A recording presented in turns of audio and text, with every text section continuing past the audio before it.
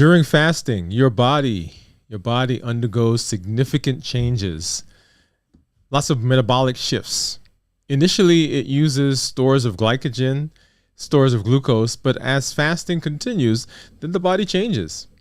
And it is a process that transitions from burning sugar to burning fat, and then using ketones as a source of energy. It's kind of like one of those hybrid cars, you've got the gas, you've got the battery, and you can switch between the two.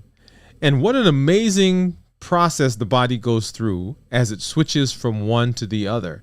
In fact, when it switches from burning carbohydrates and burning glycogen, there are certain tissues that prefer the new source of energy. And during the process of burning this energy, we get amazing health benefits. Hey, this is Dr. Dwayne Wood. That's Wood with an E. The E stands for endocrinology. Here on the channel, I educate, I empower, and I encourage you to take charge of your health, your life, avoid complications, and go to the next level. And here during this year, new you, we're working on putting diabetes in remission. How do we reverse diabetes? How do we get off of some of these medications that we're on? And how do we become healthier? And this is just another one of our check-ins, y'all. 29 and a half hours. Actually, it's going to be 30 hours here in just a few minutes, about 10 minutes.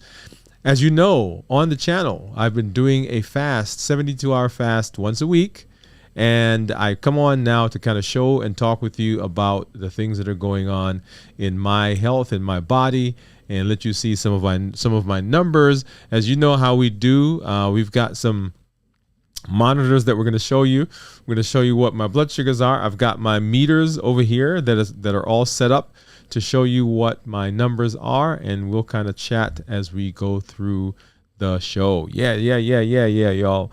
So just very excited to be here, to be talking with you, and to share with you what is going on in my life. If you're out there, if you're new, just go ahead and put new in the comments, because I'd love to give you a hand clap and some music.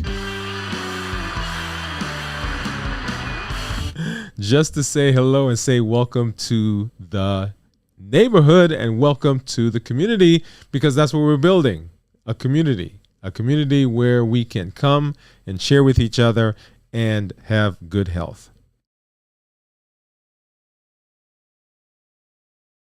So welcome. You see that? Yeah. So let's hop over and take a look at some things. Excuse me.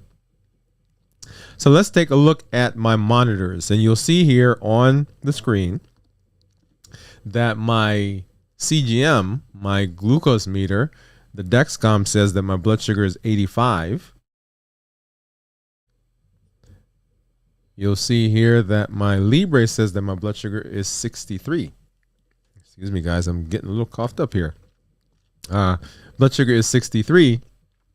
And we'll take a look here in just a minute to see what my other meters are saying, because I have those off to the side. Let me see if I can bring those up. I have those off to the side, so we'll take a look at those here in just a minute. As you know how we do, right? So our theme for the year is New Year, New You. And we're using as our platform this idea that we've had of building on the three things, right? The three E's. Remember our triple E formula for success.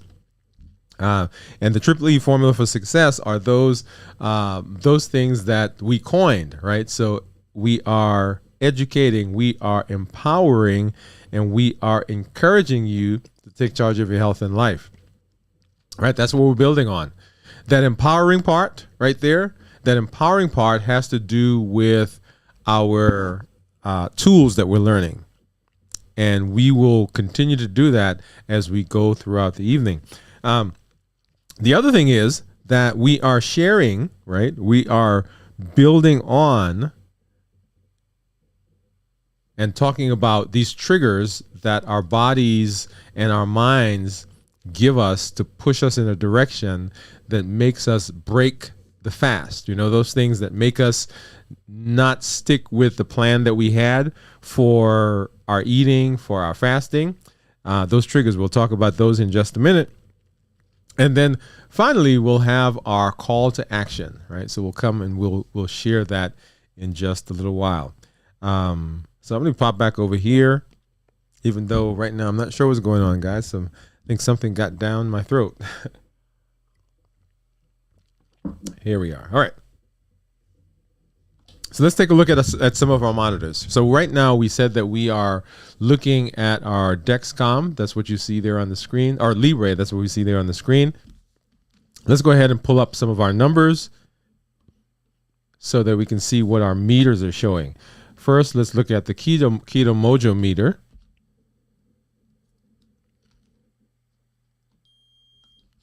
And we'll get a strip into the Contour,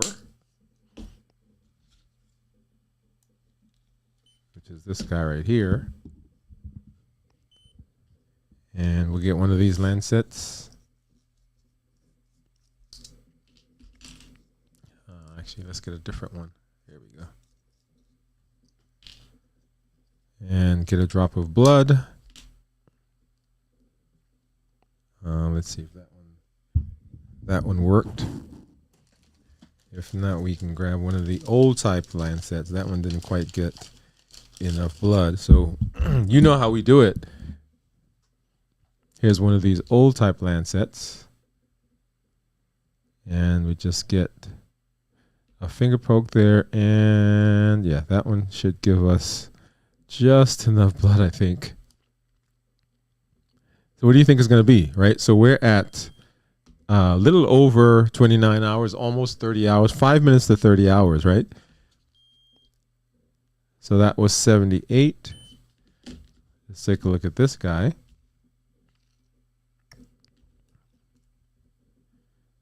And that one says 87. Look at that, 78 and 87. And then let's take a look at our ketones. All right, so remember 29 hours, 30 hours. Let's see what our ketones are going to show us. I need to get another drop of blood for this one. And I'm going to guess, let's see if I can get that on there. Okay. I think, guys, I may need to get another drop of blood. See, that's the thing about trying to do 3 of these at one time. Let's see if that one works. Here we go. Okay, what do you think that's going to be? I think it's going to be maybe 1.2 or something like that.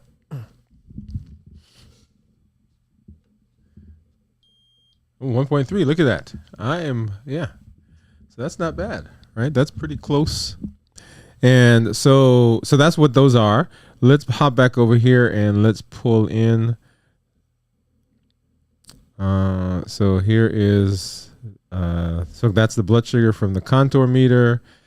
This is the Keto Mojo. Let's go ahead and sync that so we can take a look at not just the glucose or the ketones, but the ratio of the two, right? And we'll talk a little bit about what those numbers are going to mean here, or what those numbers mean as we take a look at those.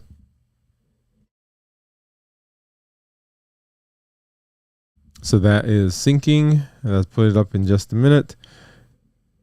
So 1.3 was what the monitor said that my ketones were. And this is taking its time, but here it comes.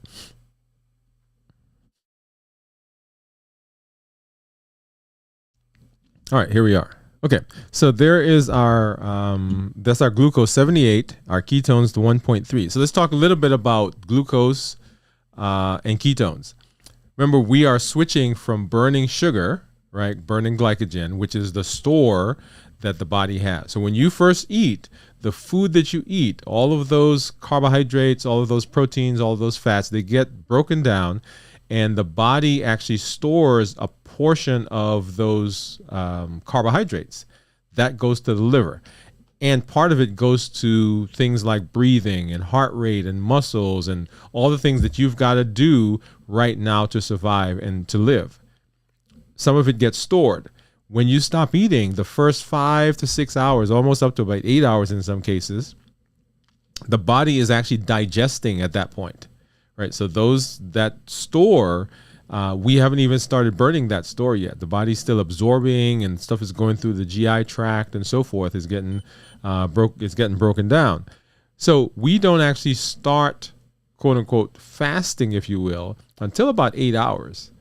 So at 8 hours, then the body starts trying to use the energy that it has stored, because now the insulin levels are dropping, the blood sugar may be going down, and at about 24 hours, all of the stored energy, that glycogen, glucose that the body has, is used up. And then the body has to now start looking for additional sources of energy.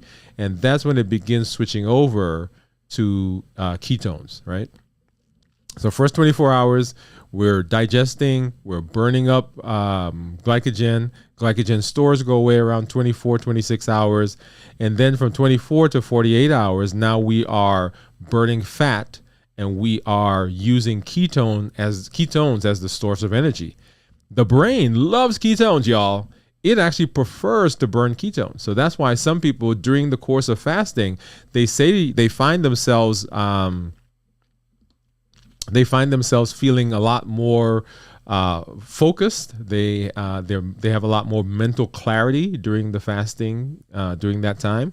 Some people say, oh yeah, you're supposed to feel tired and sluggish. Well, no, if we're burning ketones, then yeah, we're feeling actually much better sometimes than we do when we are actually burning glucose. So that's the 24 to 48 hours. From 48 to 72 hours, then we get into this process called autophagy. So autophagy is where the body's rebuilding, reclaiming, picking up those broken, unused portions of cells, and it's recycling those. And this is where the magic happened, y'all. This is the secret sauce. This is where now we begin working on improving our immune system. The body begins to rebuild certain damaged tissue. So all those people who talk about, or not people who talk about, people who have neurodegenerative diseases. Right? What are neurodegenerative diseases? These are things like Alzheimer's. This is like Parkinson's disease. All of those cognitive issues that people have, it is during this time where the body begins rebuilding those tissues.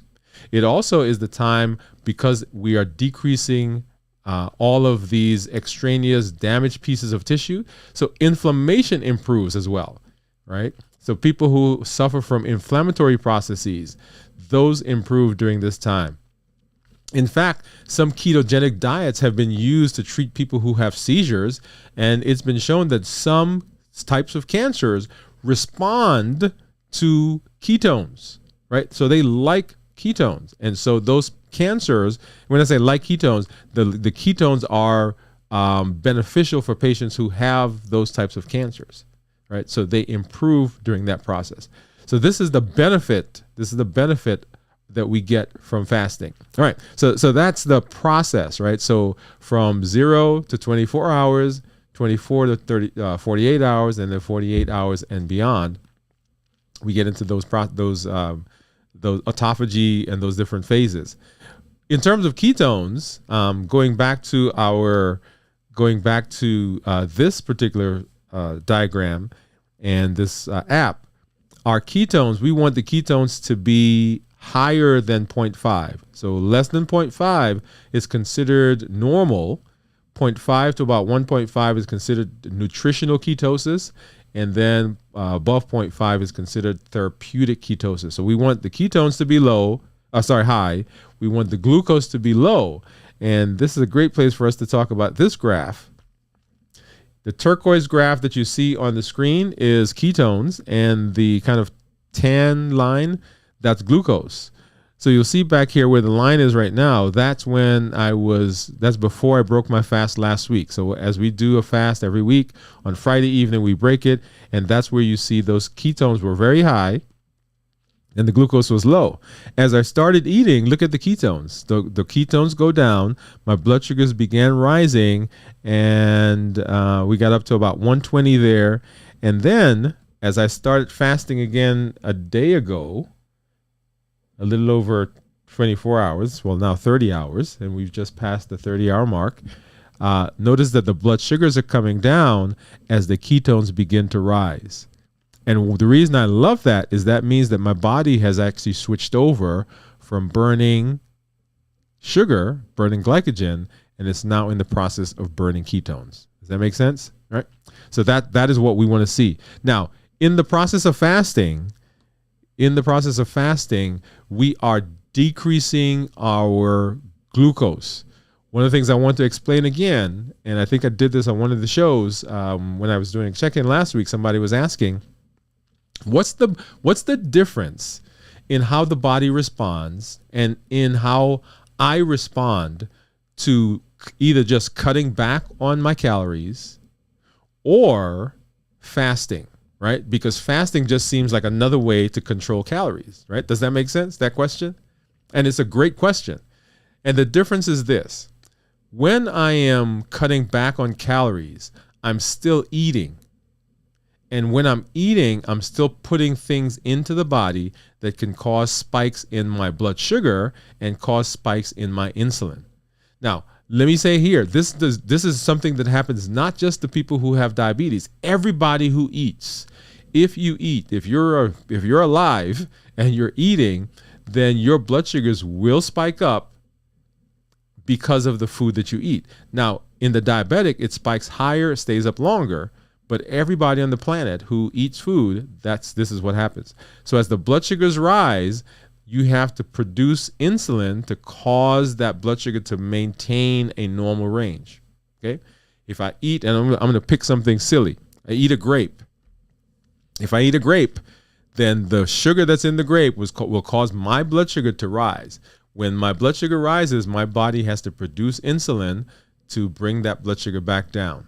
Does that make sense? So as I'm eating, even though I'm cutting back on carbs, I'm still putting things into my body that will cause spikes in blood sugar, that will cause insulin to go up. That is a normal, everyday process. There's nothing abnormal about that at all. The issue comes in as those blood sugars go up and as the insulin comes out. Insulin makes me hungry. Insulin is a hunger stimulator. Insulin also is a storage hormone. So insulin takes that grape and says, hey, part of that grape, I have to store it. So anytime insulin is there, it stores what you eat. That's why some people put on weight even though they are cutting back on calories, because they're still putting things in the body that causes sugar to go up. Sugar goes up, insulin goes up, they get hungry, and they store some of that food that they ate.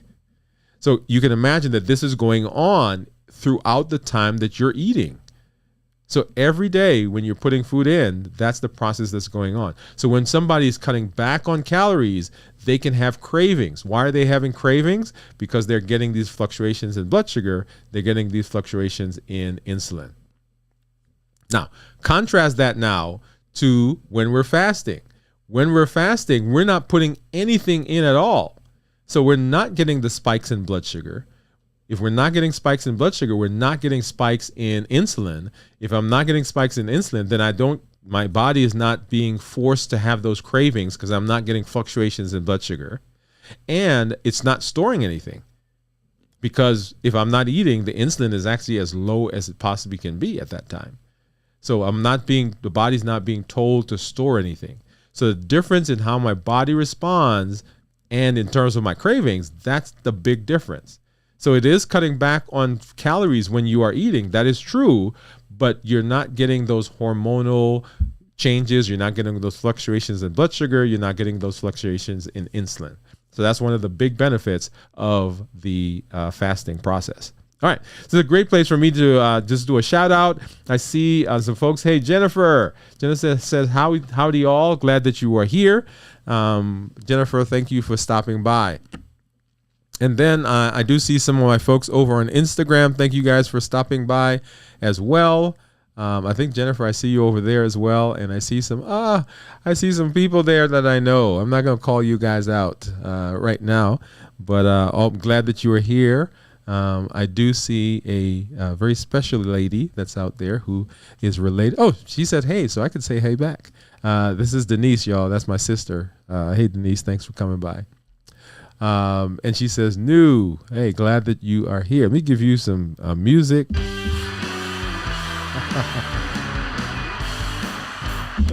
Music and a hand clap. Thank you for coming through. All right.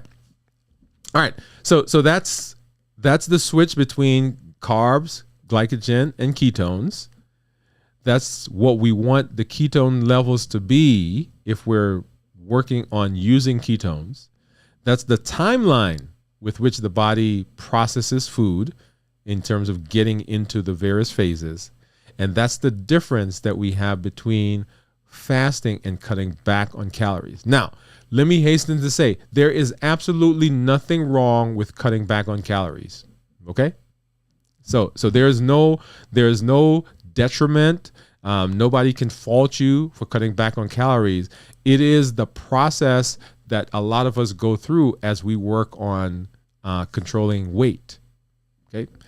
Now, one thing that I do want to say is, in addition to blood sugar, and let me see, let me find my, there we go. In addition to controlling blood sugar, fasting does a lot of other things, because the problem in diabetes is not a sugar problem. Diabetes is an insulin issue. And the process that we're going through in terms of putting diabetes in remission, reversing diabetes, controlling or decreasing medication, is with the intention of controlling insulin. So a major way of controlling insulin is what we just talked about, and that is the fasting process. But not only does fasting help with blood sugars, y'all. Let me, I got to pause as I get into this part.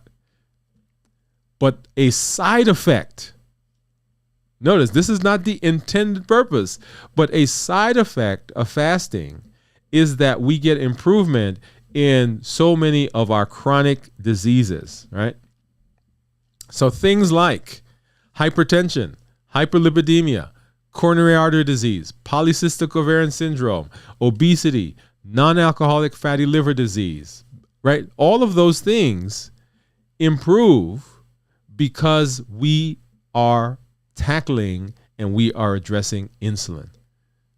So I want you to hear what I'm saying. So the benefits that we get that are beyond blood sugar control are simply side effects of the healthy lifestyle that we now are going to be living. Right? So people are working on controlling blood sugar. I'm not controlling blood sugar. I don't want you to work on controlling blood sugar, right? Is blood sugar control good? Yes. Is it necessary? Yes. Does it give benefit? Yes. But what we're working on is working on improving our insulin, reversing the insulin problem. And as we reverse that problem, look at all the other things that we get benefit in. That's the beauty. That's the beauty of all of this. Okay? All right. So that's just the fasting, the benefits that we get from fasting. We will continue to do shows and we'll talk more about things like autophagy, about the immune response and the immune system, right? All of that will happen. One thing that I do want to show, and this is kind of my, let's get rid of this screen.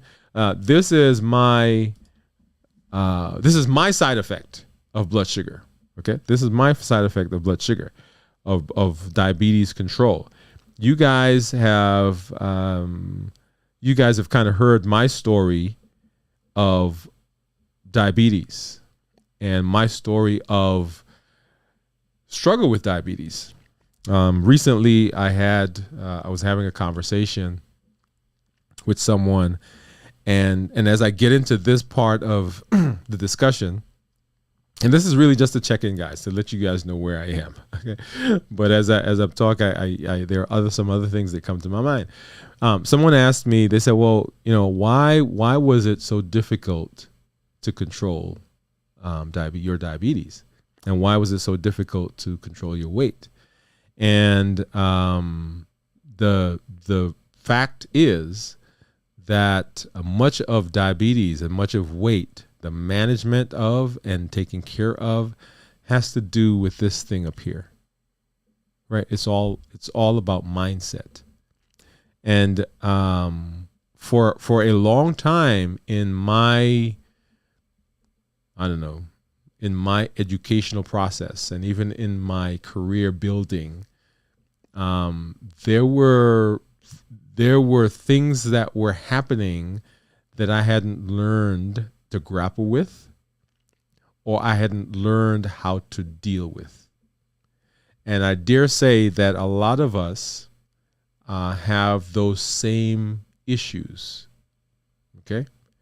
Now, we may have some coping skills, some coping ability, and some of us are very much high achievers in our respective industries, in our lives, on our jobs, in whatever we do. But there are those things when we are quiet and when we consider where we find ourselves that are the things that actually push us in a direction. For example, and I told the story on the show this past Monday. I was talking to a lady, and she gives permission for me to kind of tell this story.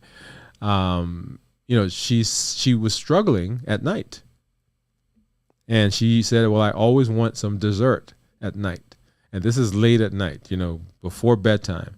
And I said to her, I said, "Why do you think you want dessert?" And she said, "Well, no, I just like dessert. I love sweets. I mean, me and sweets, we get together. I love the process." And I said, "Yeah, but why? Why does the sweet call you?" And she says, sometimes if I've not had it and I've decided I'm not going to have it, it's almost like I'm going through withdrawals. Like I think about it, I lay down, I can't sleep, and eventually I get up and I get the sweet. And I said to her, and she said, "I'm going to try to stop eating it." And I want you to hear me as I'm talking to you. If you are trying to stop eating it, if you're fighting it, that actually is a losing battle. Yeah, I know there are people out there that are going to say, no, you got to fight it. I'm telling you right now that you cannot fight the urge.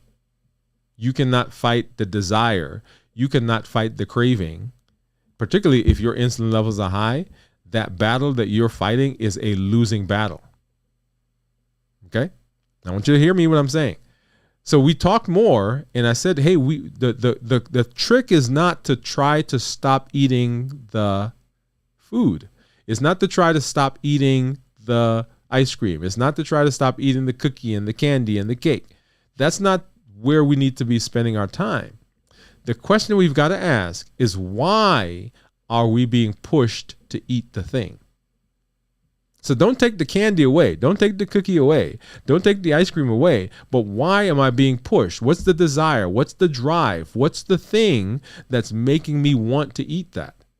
Because if we fix that, then the food becomes a non-issue, y'all. Right? When I go to New York, like right now, if I fly into New York, into JFK or land in LaGuardia, and my sister picks me up, you know what I have them do? We're going to stop off and get a hot dog. We're going to get a slice of pizza and get some Chinese food. So the question for me, right? And by the way, there's nothing wrong with those foods, but they're my thing. The question then becomes, why is that so important? Why am I being driven, right? If my foot lands in New York right now, that's where we go. And it is because it reminds me, y'all, of when I was growing up in Brooklyn. It reminds me of a time, right, when my mind says, that was a good time. It's the emotion. Because we eat, right, because of four things. And let's get back over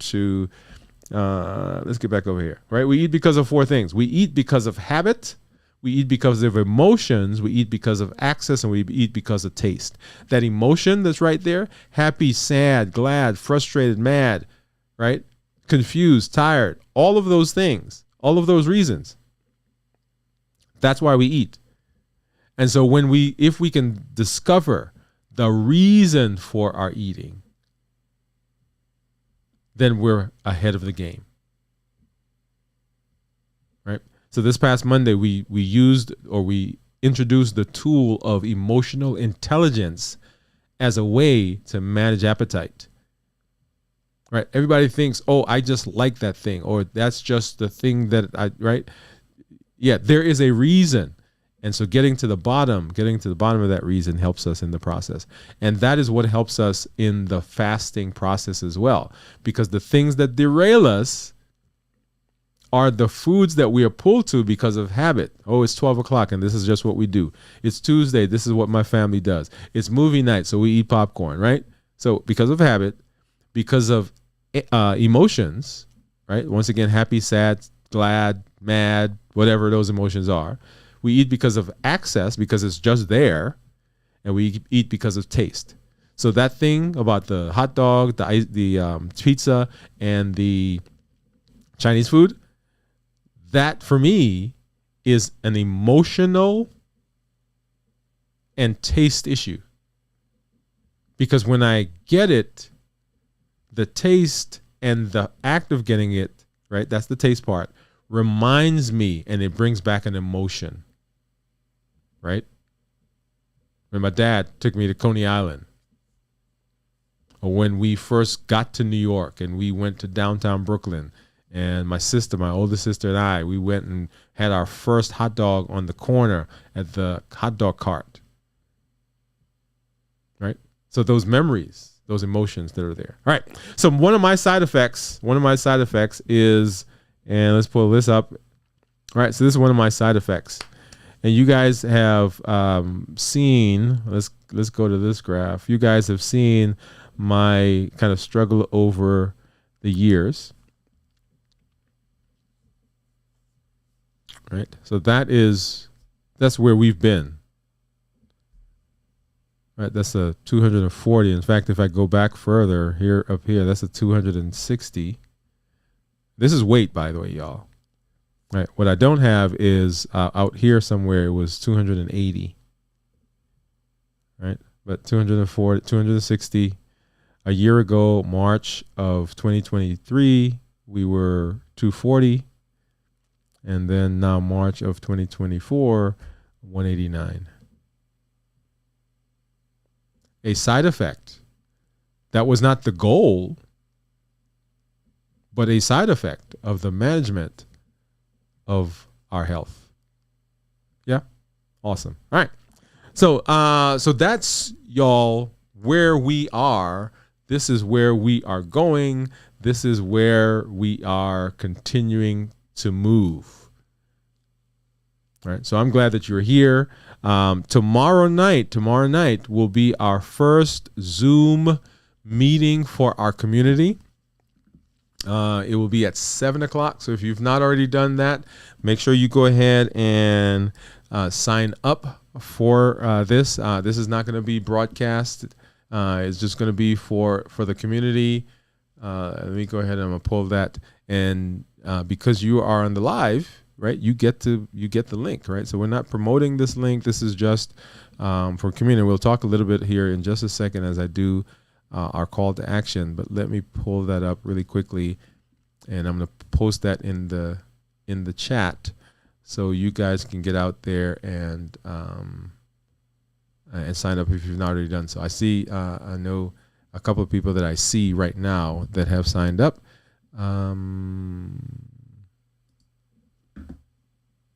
And the rest of you, if you've not done so, go ahead and make sure you do that. So let me go ahead and put this over here first. I'm going to pop that into our, so you guys on Instagram should now have that. And then all the rest of you on all the other platforms should now have that. Okay. All right. There it is. So that's the link. Make sure you get out there and sign up for it. All right. So y'all. So what is the purpose, right? So what do we want to do? And as you guys know how I do, I have 3 asks, and these are they. If I can get it up, create a new graphic for it. All right. So our ask is this: number one is to join the community, join the challenge, right? Join the challenge. as we move through the year, this entire year, the whole point of this year is this idea of new year, new you. New year, new you. How do we reverse diabetes? And we're talking specifically for adults with type 2 diabetes. How do we reverse diabetes? How do we put your diabetes in remission? How do we get you off of some of this medication? Right? That's our push. In the push to do that, you will see all of those other side effects. Improvement in weight, improvement in high blood pressure, high cholesterol, non-alcoholic fatty liver disease, decreasing your risk of coronary artery disease. All those side effects. If you're not diabetic and you're sitting out there and you're saying, hey, wait a minute, I'm not diabetic, so I don't need to listen to this. That's not true, because the very same things that we tell diabetics are the very same things that will help reverse those diseases as well. Okay, so number one, join the challenges. We've had challenges each month as we've moved through, and you can go back and you can look at the shows that we've done. If you're there tomorrow night, we'll kind of run through those challenges again. So number one, join us on the challenge. Join us on the journey.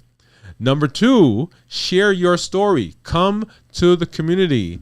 As you talk, as you give your information, as you talk about your struggles, the community gets better. We are as good as the community, y'all. I'm going to tell you, I get better by being in the community. As I'm talking to you, as I'm learning, as I'm teaching, yeah, that mirror is coming back to me as well. Okay. And that's going to be another part of the story that I tell you. So share your story, right? Come and engage with us. And then number three, invite a friend. There are 430 to 460 million people around the world that have diabetes, type 2 or have diabetes. In the United States alone, there are over 88 million people that are pre-diabetic. I can't tell you the numbers of people who have high blood pressure, high cholesterol, who have non-alcoholic fatty liver disease.